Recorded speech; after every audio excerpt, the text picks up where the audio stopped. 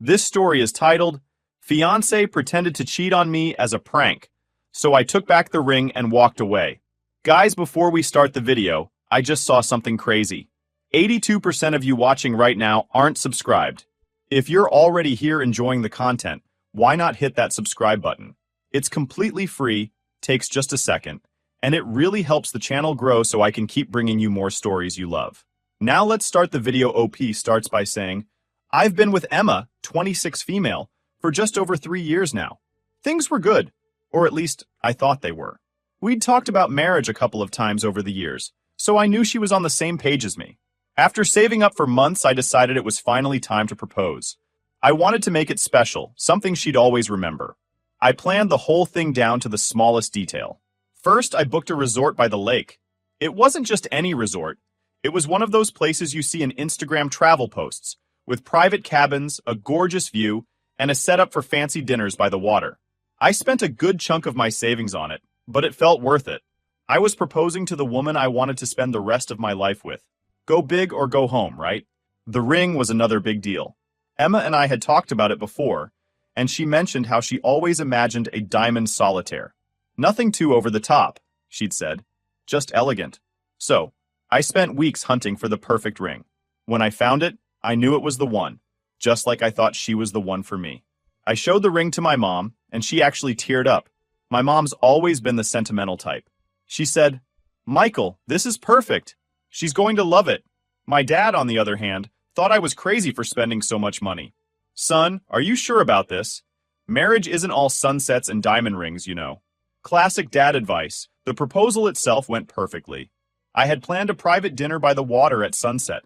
There were fairy lights, soft music playing in the background, and the lake shimmering in the last light of the day. I was so nervous. My hands were shaking when I pulled out the ring. But when I got down on one knee and asked her to marry me, she looked at me with tears in her eyes and said yes. I don't think I've ever felt that happy in my entire life. For a moment, it felt like everything was perfect. Afterward, Emma was over the moon. She couldn't stop talking about how perfect the proposal was and how happy she was. She called her parents as soon as we got back to the cabin. Her mom cried on the phone saying, We're so happy for you two. Michael, welcome to the family. That really meant a lot to me. Her dad, who's normally a quiet guy, even told me, You did good, son. It felt like the start of something amazing. The first few weeks after the proposal were incredible. Emma was so excited to show off her ring to everyone. She'd stop random people, like the cashier at the grocery store, and go, Look at this. Isn't it gorgeous? My fiancé picked it out for me. And honestly, I didn't mind. It felt good seeing how happy she was. I was proud that I could make her that happy. Our families were equally excited. My mom couldn't stop calling me to ask about wedding plans. She's a total planner, so this kind of thing is right up her alley. Have you picked a venue yet? What colors are you thinking? Oh, are you going to do a buffet or plated dinner?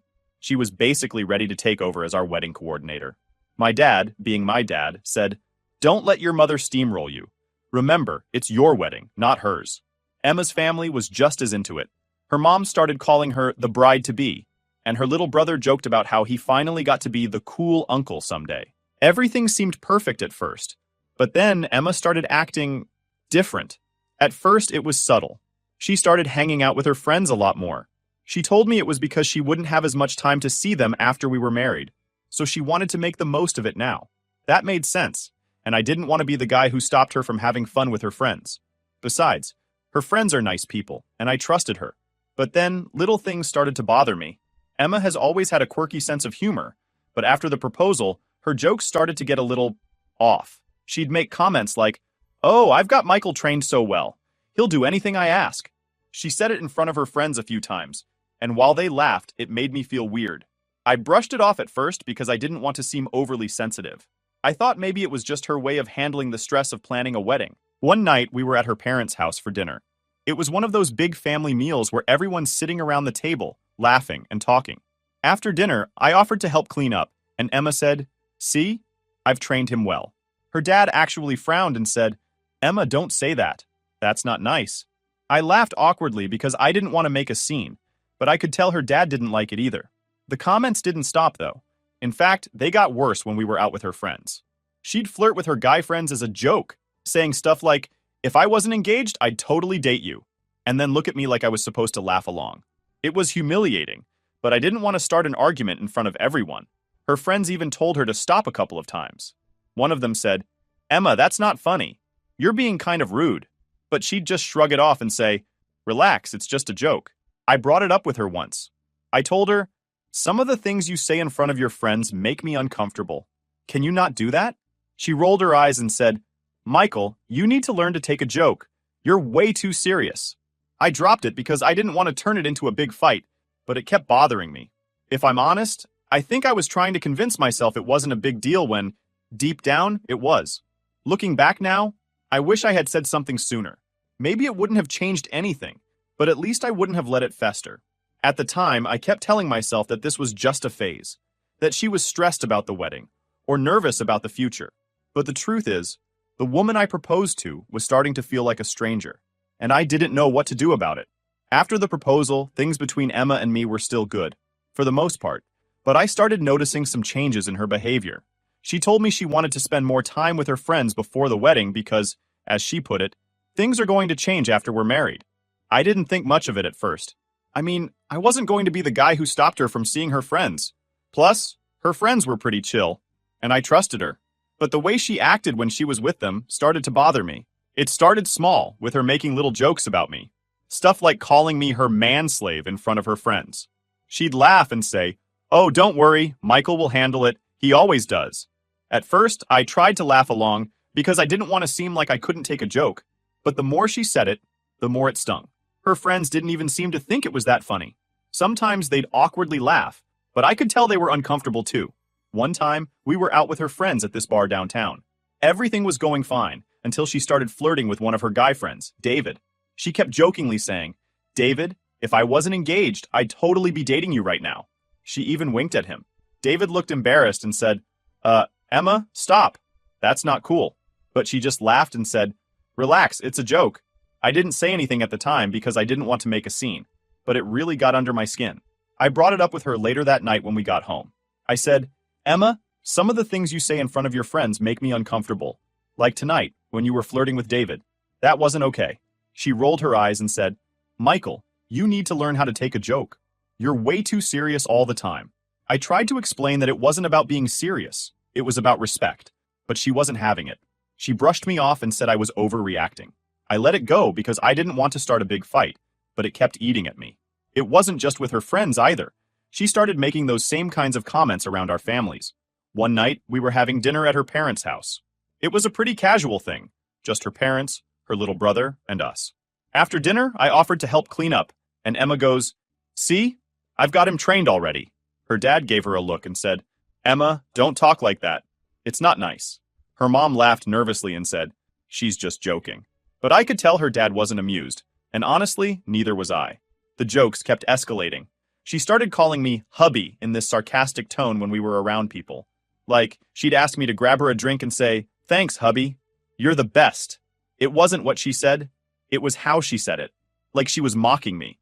I felt like I was becoming the punchline to all her jokes. My sister Sarah noticed it too. She pulled me aside at a family BBQ and said, "Hey, are you okay? Emma's been kind of off lately."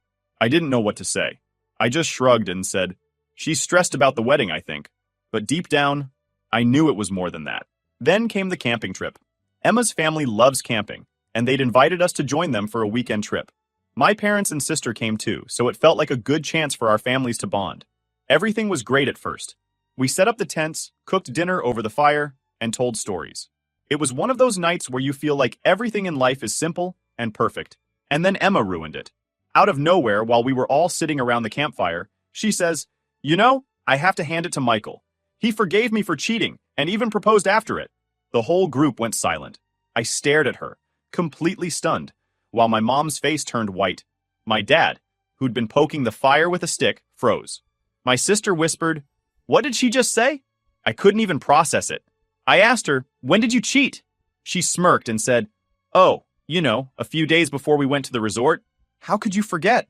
It was so memorable for me. A couple of her friends laughed nervously, probably thinking it was some inside joke. But my family wasn't laughing. My mom looked like she was about to cry, and my dad just shook his head.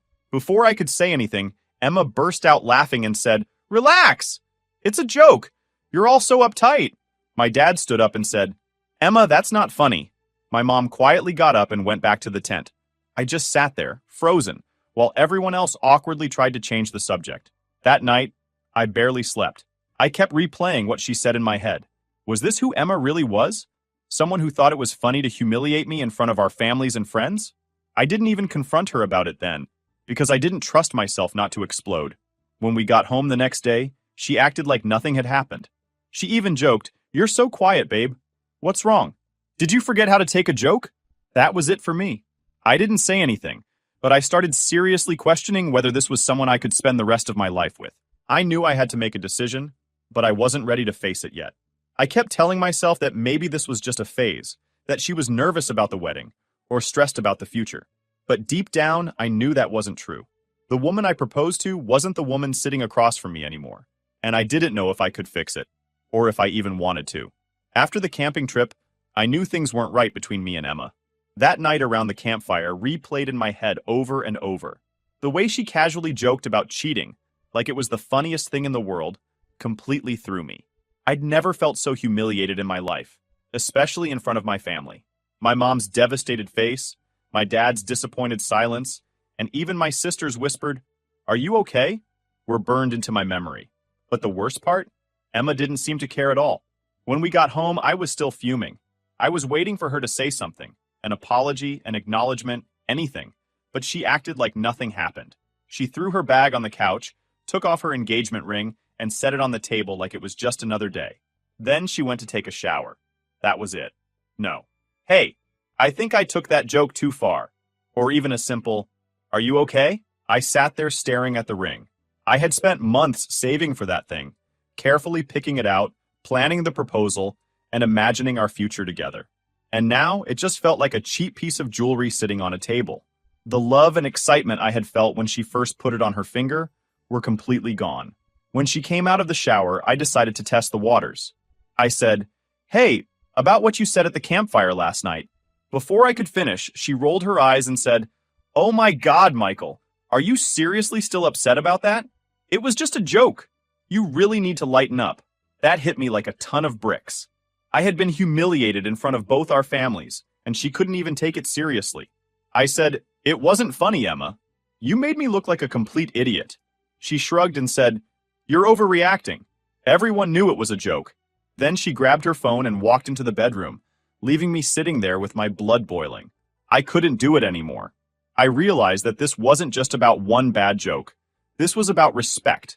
And Emma clearly didn't respect me. How was I supposed to marry someone who thought it was okay to make me the butt of every joke? Someone who couldn't even apologize when she knew she'd hurt me? I'd spent weeks brushing off her comments, trying to convince myself it wasn't a big deal. But it was a big deal. It was a huge deal. So I made a decision. While she was in the bedroom scrolling through her phone, I grabbed the engagement ring off the table, packed a bag, and left. I went to crash at my friend Jake's place. Jake's the kind of guy who's always been there for me, no matter what. When I showed up at his door with a duffel bag and a pissed-off look on my face, he didn't even ask questions. He just said, "Come in. Beer or coffee?" Later that night, I texted Emma. I told her the wedding was off and that I needed time to think about our relationship. I tried to keep it as calm and respectful as possible, but I didn't sugarcoat it either. I told her that what she did was unacceptable, and that I couldn't marry someone who didn't respect me. Her response came almost immediately. "Michael, you're seriously ending our engagement over a joke? You're being way too sensitive." I stared at the message, completely baffled. Sensitive? I wasn't being sensitive. I was standing up for myself. I replied, "Jokes have limits, Emma. What you said wasn't funny. It was hurtful, and you embarrassed me in front of everyone." She didn't respond right away, but when she finally did, it wasn't an apology. Instead, she wrote, "So what? Are you breaking up with me? Or are you just mad and being dramatic?" I didn't have the energy to argue with her anymore, so I just put my phone down and tried to focus on the TV. Jake, sitting next to me, finally asked, "All right, man, what's going on?" I told him everything, from the little jokes she'd been making to the campfire incident. Jake, who's usually the most laid-back guy in the world, shook his head and said, "Dude, that's messed up.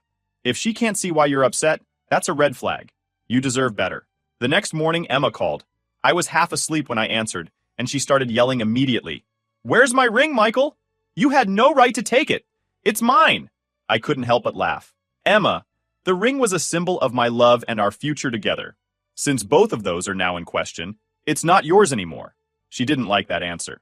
You're such a cheapskate, she spat. What kind of man takes back an engagement ring? I was done being nice. The kind of man who realizes he made a mistake proposing to someone who doesn't respect him, I shot back. She hung up after that, but I knew this wasn't the end of it. After calling off the wedding, I thought things might settle down, but I couldn't have been more wrong. Emma wasn't letting this go without a fight. Not a respectful, adult conversation kind of fight, but a full-blown, public drama explosion. What I didn't expect was how quickly she'd weaponize social media to turn this into a circus. The day after I moved out, I woke up to dozens of texts from mutual friends and family members. My sister Sarah sent me a screenshot of a Facebook post Emma made that morning. It was a long, dramatic essay where she painted herself as the victim of my unreasonable behavior. The post read something like, "I can't believe I'm having to go through this. My fiancé, who I thought loved me, took back the engagement ring and called off our wedding because I made one joke. He's so insecure and sensitive that he can't handle a strong, confident woman. I guess it's better I found out now, rather than after marrying him." Underneath, there were dozens of comments from her friends hyping her up. "You deserve better, Queen. Good riddance to that loser. And if he can't take a joke, he's not man enough for you." It was infuriating. She had twisted the story into something it wasn't, and now I looked like the bad guy to half of our social circle. The Facebook post was bad enough, but then her mom called me. Her tone was calm at first, but I could tell she wasn't happy. "Michael, I just want to understand what happened," she said. "Emma told us you called off the wedding because she made a silly joke. I don't want to take sides, but don't you think this is all a bit extreme?" I took a deep breath and explained the situation to her. I told her it wasn't about one joke. It was about months of disrespect, the constant humiliation, and how the campfire incident was the final straw. Her mom listened quietly, but I could tell she didn't really get it. She kept saying things like, "You know how Emma is, Michael. She has a playful sense of humor. She didn't mean any harm." Finally, I said, "With all due respect, Mrs. Taylor, this isn't about her sense of humor. It's about the fact that she doesn't respect me or our relationship. I can't marry someone who treats me like a joke." That seemed to shut her down, but not for long. A few hours later, Emma's dad called. He was much more blunt. "Michael, I don't know what's going on between you and Emma, but you need to make this right. She's devastated, and this is all starting to look really bad for both of you. Just apologize and work it out." I couldn't believe what I was hearing. "Work it out?" I said. "Did she tell you what she said in front of everyone at the campfire? Did she mention how she's been disrespecting me for months?" He sighed and said, "She said it was a joke, Michael. You're blowing this out of proportion." That was the moment I realized Emma had probably been feeding her family a very different version of events. I told him, "I'm sorry, but I'm not going to apologize for standing up for myself. This isn't something I can just sweep under the rug." Emma wasn't satisfied with dragging me on Facebook. She started reaching out to mutual friends, trying to turn them against me. A couple of my close friends, like Jake, saw right through it and had my back. But some of the more casual friends we shared started messaging me, asking, "What's going on, man? Emma says you flipped out over nothing." I didn't want to get into a back and forth with her through our friends, so I kept my explanation short and to the point. I called off the wedding because of repeated disrespect. That's all there is to it. Most people left it at that, but a few tried to play peacemaker. "Dude, are you sure you don't want to just talk things out? Maybe you guys can fix this." The truth was, I had already made up my mind. The relationship was broken, and no amount of talking it out was going to change the fact that I didn't trust Emma anymore. I couldn't marry someone who thought it was okay to humiliate me in front of our friends and family, and then double down on it when I tried to express how hurt I was. Of course, Emma wasn't done yet. A few days later, she texted me about the engagement ring again. This time, she wasn't just angry, she was threatening legal action. "You can't just take the ring, Michael," she wrote. "It's legally mine. If you don't give it back, I'll have to get a lawyer involved." I couldn't help but laugh when I read that. Legally hers? That's not how engagement rings work. I replied, "The ring was a symbol of our engagement. Since the engagement is off, the ring is no longer yours. Feel free to consult a lawyer if you want." That seemed to push her over the edge. She went back to social media, posting another update about how I stole the ring and how she was going to fight for what's rightfully hers. By this point, I had blocked her on everything, but Sarah kept me updated. "She's seriously unhinged," Sarah said, sending me yet another screenshot. This one was a long rant about how I was financially abusive for taking back the ring. Financially abusive? I couldn't believe it. Through all of this, my family was my rock. My mom called me every day to check in and remind me I was doing the right thing. "Michael, you deserve someone who lifts you up, not someone who tears you down," she said. My dad, who's not the most emotional guy, even told me, "You made a tough call, but it was the right one. Marriage is about respect, and it sounds like Emma doesn't understand that." Even my sister, who had always been a little skeptical of Emma, was supportive. Honestly, I'm glad this happened now and not after the wedding. Imagine dealing with this kind of behavior for the rest of your life. Hearing that from the people closest to me made all the difference. It reminded me that I wasn't crazy or overreacting. I was standing up for myself, and that's something I shouldn't feel guilty about. By the end of the week, I felt more confident in my decision than ever, but it still hurt. This was the woman I thought I was going to spend the rest of my life with. I had envisioned a future with her. Marriage, kids, growing old together, and now all of that was gone. It's hard to let go of something you've invested so much time and love into, even when you know it's for the best. Emma, meanwhile, kept escalating. I heard from mutual friends that she was planning to expose me with some made-up story about how I mistreated her during our relationship. At this point, I was done caring. Let her say whatever she wants. I knew the truth, and so did the people who mattered most to me. By the time the second week after the breakup rolled around, I thought Emma would have calmed down. Instead, she decided to double down on her campaign to make me the villain.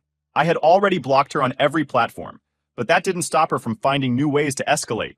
Between her social media posts, her family's constant attempts to guilt me into working things out, and her increasingly wild accusations, I realized there was no way to leave this quietly. It started with her trying to contact my parents. One night, my mom called me sounding really upset. "Michael, Emma called me today," she said. "She was crying and saying you're being unfair, that she didn't mean to hurt you, and that you're ruining both your lives by calling off the wedding." I sighed and rubbed my temples. "What did you say?" "I told her that this is your decision to make, and that I support you," my mom replied. "But Michael," she was very insistent. She kept saying you're overreacting, that it was just a joke, and that you need to stop letting your pride get in the way. "She's trying to manipulate you, Mom," I said. "She knows I won't back down, so now she's going through you to make me feel guilty." My mom agreed, but I could tell the whole thing bothered her. Emma had always been good at playing the victim, and even though my mom supported me, I knew Emma's sob story had gotten to her. Emma didn't stop with my mom. She called my dad next. Now, my dad is the last person on earth who would fall for Emma's antics. He's a no-nonsense guy, and he's never been one to sugarcoat things. When he called me, he sounded more annoyed than anything. "Michael, that girl called me today," he said. "She was crying about the ring and the wedding being off." I told her, "Emma, if Michael decided to end things, he had his reasons, and I'm not getting involved." "Thanks, Dad," I said, relieved. "What did she say after that?" "She started going on about how she didn't mean it, that you're too sensitive, and that she's heartbroken." I told her, "Emma, you're barking up the wrong tree. You disrespected my son, and I don't blame him for walking away." That shut her up pretty quick. Hearing that made me feel better, but I hated that she was trying to drag my family into this. It was bad enough she had turned half of our mutual friends against me, but now she was using my own parents to guilt me into taking her back. Now, before we jump into the final update, I just want to remind you to hit that subscribe button if you haven't already. It helps the channel a ton, and lets us keep bringing you more amazing stories. Alright, let's get to the final update. Final update. A mutual friend, Laura, reached out to me and said, "Hey Michael, I thought you should know Emma's been telling people you were controlling and jealous during your relationship." "What?" I said, completely floored. "Where is this coming from?" "She's saying you didn't let her hang out with her friends or talk to other guys," Laura explained. "I know it's not true. I've seen how much freedom you gave her, but I wanted you to know what she's saying." I was furious but not entirely surprised. Emma had always been good at spinning stories to make herself look innocent. I figured this was her way of justifying the breakup to people who didn't know the full story. Still, it hurt. I had gone out of my way to give her space and support her friendships, even when her behavior started crossing boundaries. For her to turn around and call me controlling was a slap in the face. Jake, my best friend, stepped in at that point. He started posting little snippets of the truth in response to Emma's rants on social media. Nothing aggressive, just subtle reminders that there were two sides to every story. For example, when Emma posted about how I stole her ring, Jake commented, "Actually, engagement rings are considered conditional gifts. If the engagement is broken, the ring goes back to the giver." Just saying. It wasn't much, but it was enough to make people pause and question Emma's narrative. A week later, Emma showed up at Jake's place unannounced. I was staying there temporarily while I sorted everything out, and I guess she figured out where I was. She knocked on the door, and when I opened it, she immediately started crying. "Michael, please," she said. her voice shaking. Can we talk? Just for a few minutes? Jake, who had been sitting on the couch, gave me a look like, do you want me to kick her out? I shook my head. As much as I didn't want to talk to her, I figured this might be the only way to get her to stop. We sat down at the kitchen table, and Emma launched into a long, emotional speech about how much she loved me, how sorry she was, and how she didn't realize her jokes had hurt me so much. I was just trying to make people laugh, she said. I didn't mean to disrespect you. You know I'd never actually cheat on you. I let her talk for a while, but when she started blaming me for overreacting again, I cut her off. Emma, stop. You keep saying it was just a joke, but jokes have limits. You crossed the line, and instead of apologizing, you doubled down and acted like I was the problem. How can I marry someone who doesn't respect me? Her tears dried up pretty quickly after that. She sniffed and said, so that's it? You're just throwing away 3 years over one bad joke? It's not just one joke, Emma, I said. It's the pattern of disrespect, the constant humiliation, and the fact that you've shown me time and time again that you don't take me or our relationship seriously. I can't do this anymore. She stared at me for a moment, then stood up and said, fine. If that's how you feel, then I guess I wasted 3 years of my life. She stormed out, slamming the door behind her.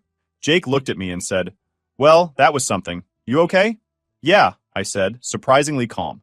I'm done. Since that final confrontation, I've started to feel like myself again.